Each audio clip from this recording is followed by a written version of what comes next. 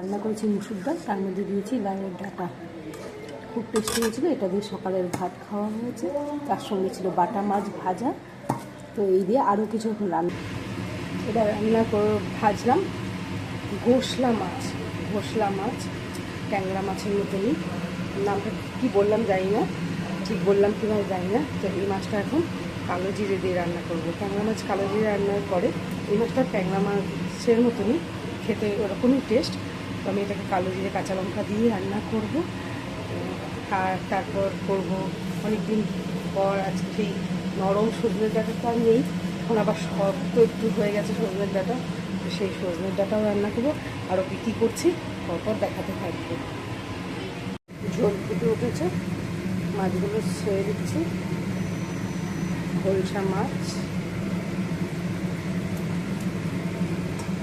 তোমরা যারা যারা এই মাছটা খেতে ভালোবাসো তারা হয়তো ভালোভাবে চিনতে পারবে। খেতে খুব টেস্টি হয় মাছটা, কাটা একদমই নেই।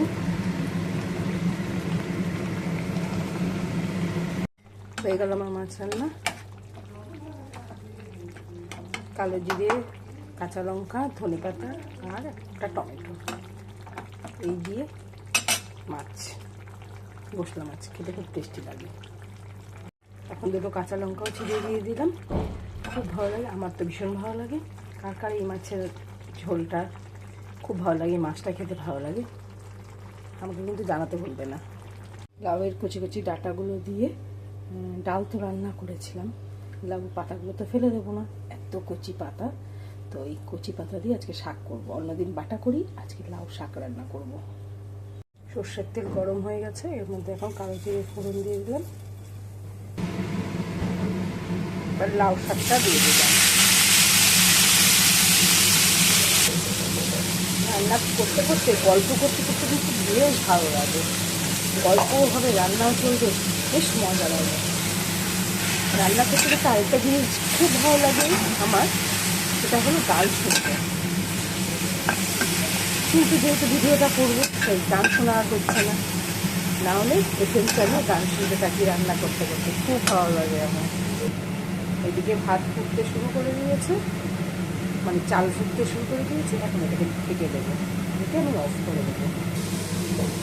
আজ বাজারে গিয়ে আর সেই নরম নরম সজনে ডাঁটাগুলো আর পেলাম না। লঙ্কা ঝাঁঝে কাশি এসে গেল, সজনে ডাঁটাগুলো আর পেলাম না। তাই এখন যেগুলো শক্ত হয়েছে একটু, সেই সজনে ডাঁটাগুলো নিয়ে আসতে হবে। আর বাজারে ফুলকপি একদমই নেই, একদমই দেখা গেল না ফুলকপি। বাঁধাকপি তাও পেলাম, বাঁধাকপি নিয়ে এসেছি। বাঁধাকপিটা এখনও ভালো আছে, মানে সেই শক্ত বা সাদা হয়ে যাওয়া না, সবুজ একদম কচি বাঁধাকপি দেখলাম, তো সেটাও নিয়ে চলে এলাম।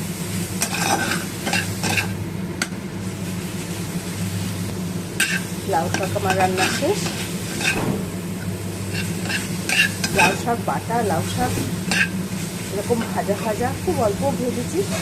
এরকম খেতে গরম খাতে খুব ভালো লাগে। আজ এখানে বেশ গরম, একদম হালকা পাতলা খেতে ইচ্ছে হচ্ছে। রিচ রান্না একদম ভালো লাগছে না, গরম পড়ে গেলে না তাই মনে হয়। আমার খুব মনে হয় যে তখন এই পেঁয়াজ রসুনের রান্না, রসিয়ে কষিয়ে রান্না একদম ভালো লাগে না, তখন হালকা পাতলা কালো জিরে কাঁচা লঙ্কা দিয়ে রান্নাই বেশি ভালো লাগে। গরম পড়ে গেলে পেঁয়াজ রসুনের রান্না ভালো লাগে না, কিন্তু ভাতের পাতে কাঁচা পেঁয়াজ কামড়ে খেতে খুব ভালো লাগে। এখন হালকা হালকা গরম পড়া শুরু হয়েছে। এখন আমার কিছুতেই আর রিচ রান্না ভালো লাগবে না। কাঁচা পেঁয়াজ, যে কোনো খাবারের সঙ্গে দুপুরবেলা কাঁচা পেঁয়াজ আর লেবু, এই দুটো আমার খাবারের পাতে থাকবে। তার সঙ্গে আমার ঘরে পাতা টক দই, এটা মাছটা আমার রাখা, পেটটাও ঠান্ডা থাকে এবং খাবারটাও হজম হয়, খুব ভালো লাগে খেতে।